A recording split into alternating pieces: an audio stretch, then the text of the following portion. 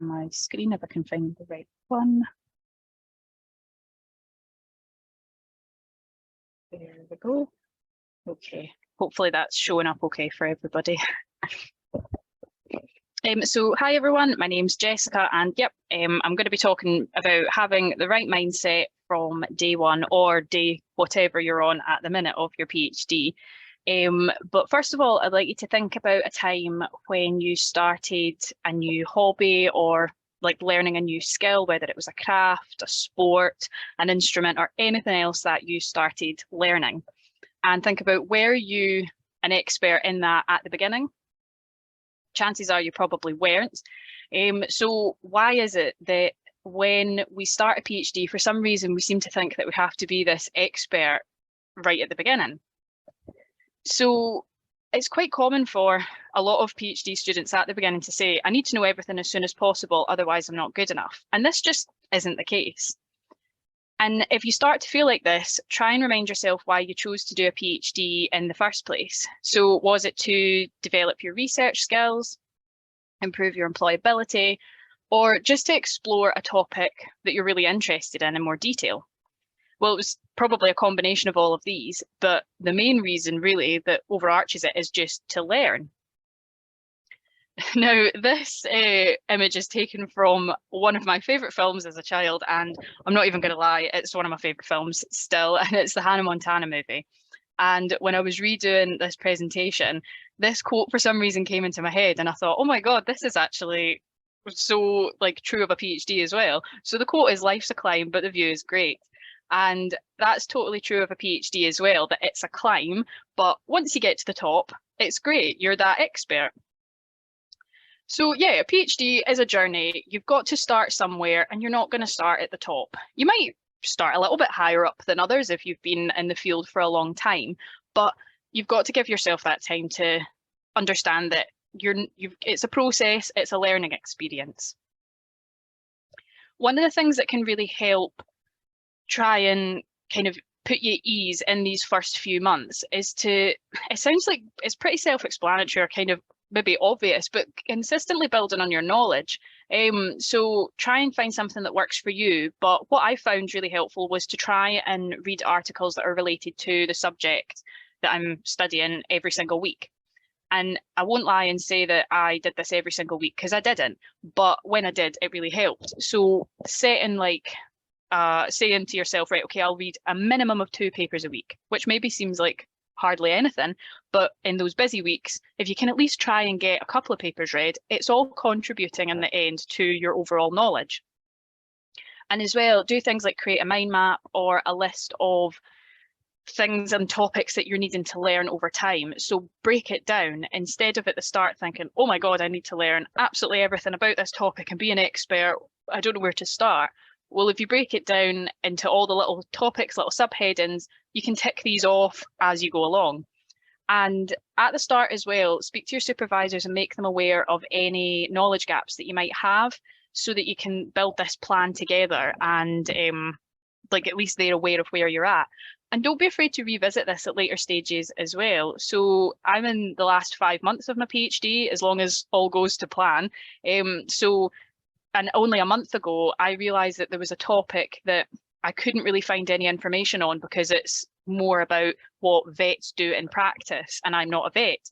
So I was kind of spent a while trying to find stuff, and I realised I just need to speak to my supervisor. So a simple email, and then we had a 30-minute chat, and that's me knowing everything about that little area now. So do just, yeah, be easy on yourself, and it's, as I said, it's this whole journey, and you're always going to be learning, but you will get to that expert in the end. And remember that productivity is a wave, so you're going to have good days, good weeks and bad weeks, and even good and bad months. But just remember that if it's maybe getting to bad months, make sure that you're maybe addressing this so that it doesn't start to really impact on your work. Another statement that you hear a lot of us PhD students saying is that I don't work hard enough, so I don't have time to take a break. And that's wrong. Don't just get that out of your head. If you're already thinking that, don't let yourself think this, because you need to have a good work-life balance. You need to have time away where you just don't think about your work. so that when you come back to your work, you've got a fresh brain. So try and stick to working hours during the week, and have maybe like evenings off and weekends off. But I mean, I do appreciate that with a lot of the research that we do, you can maybe have projects that run over multiple days, or they're just at kind of not the best times. But out with these times, do try and still have this kind of routine and have this time off. And adjust your work pattern to suit you. So if you work best, if you're like an early bird, get up in the morning, start early, but finish early. Or if you're a night owl, get up late, start late, and finish late. And just one thing as well that's actually really good about a PhD is that it's a good time to experiment with what patterns work best for you. So when it comes to like the write-up, just now I find that if you try to get me to start at 9 and finish at 5 and do writing all that time, I guarantee I'll get no work done and I'll just procrastinate all day. But what I've found best is that if I still get up early, I kind of don't really start work till maybe 11, which sounds really late, but I guarantee in that time from like 11 to 4 or 5, I'm getting so much more work done than what I would have if I started at 9. So you're essentially your own boss during this time, and within reason. So set your routine to work to your advantage. And as I said, just kind of experiment with different working patterns and see what works best for you. And remember as well to take breaks during your work day. Again, it's really easy to just work and think, I can't take time off, I'm doing so well, but you do need that time. So go and grab a coffee with someone, go and have some lunch, or go a walk around the park, or whatever it is that you're working from. Just have that again, even if it's 10, 15 minutes, just make sure that you're getting regular breaks to again refresh your brain to start work again. And as well, join societies, get involved in outreach programs. I'm not based at Glasgow. I travel up sometimes, but I'm based in the southwest of Scotland. So I haven't really been able to take advantage of societies offered by the university. But instead, what I've done is outreach programs. So things like in-person events where you speak to schools, or even online outreach programs are really good fun. So do try and get involved in these, because especially with like outreach, it's fun, but you're kind of building on your CV and learning more as well. So it's a good thing to do. But on top of that, actually have a personal life as well. So get involved in outreach and programs and societies, but also have this life away from the PhD. So do remember that you are not just your PhD. Your PhD is a separate entity, but it doesn't take over your life, even though it does feel like it will at sometimes. So, you know, like I enjoy farming, I throw birthday parties for my dog, I make plum gin, clay pigeon shooting. That's a hedgehog cake, if anybody was unsure. It's a bit terrifying. And also I spend time with friends.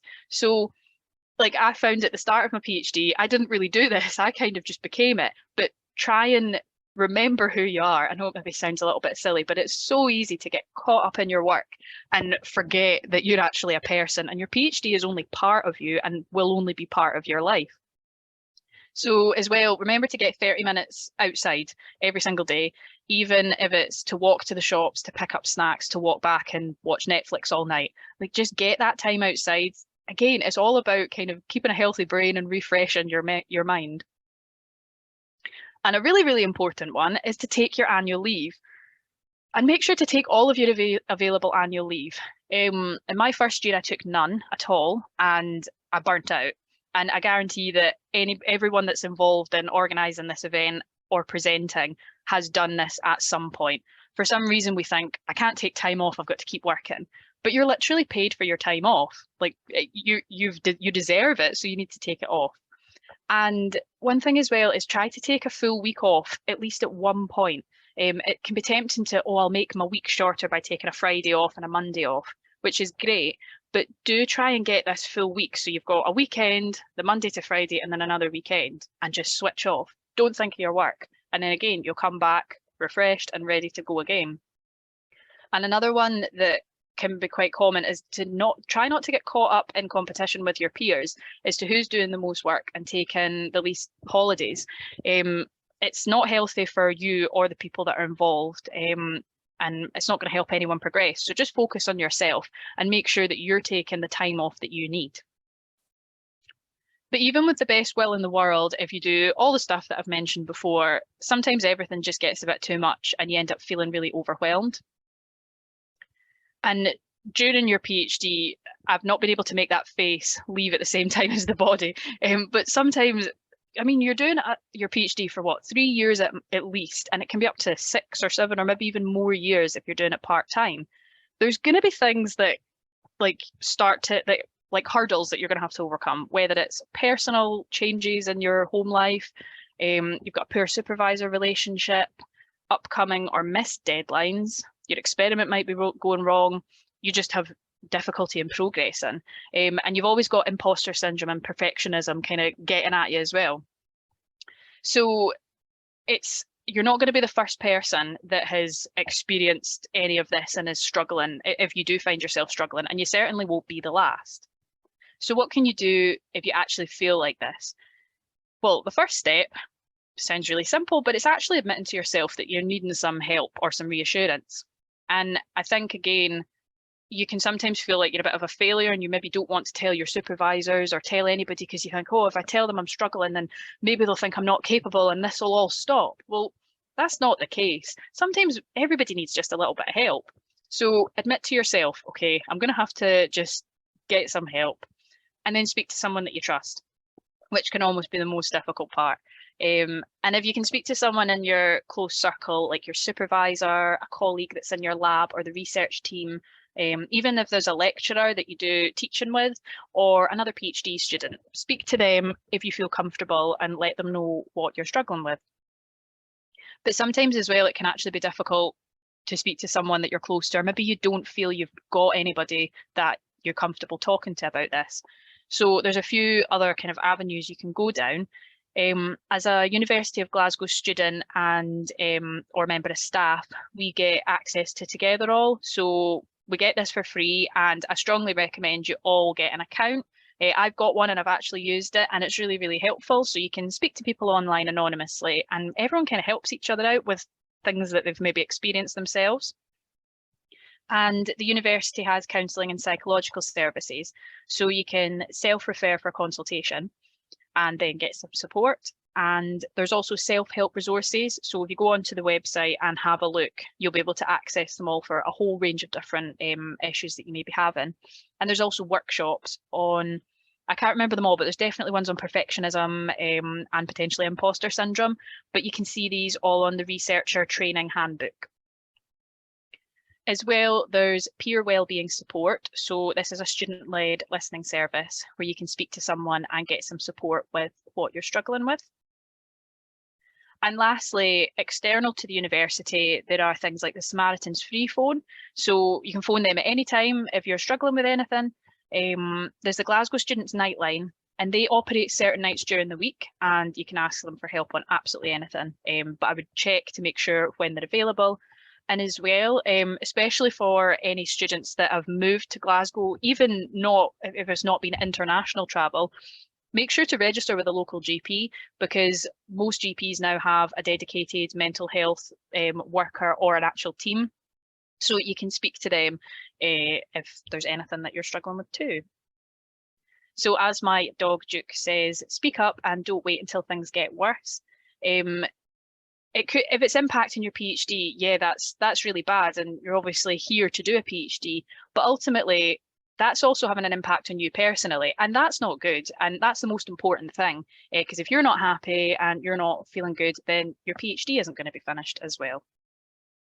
So to summarise, take your time getting settled in. You will be an expert eventually, I'm told. I'm not there yet either, but at some point we do become an expert in our subject. Adopt a good work-life balance, take your annual leave, take breaks during the day. Just make sure that you're remembering who you were before your PhD, because you will still be that person afterwards. And get some support if you need it. And as well, whether it's to do with the PhD or if it's personally as well, because it impacts everything. But just remember that you're here to learn. It's a whole journey, and I would like, hopefully, that you'll enjoy your PhD. So thank you very much.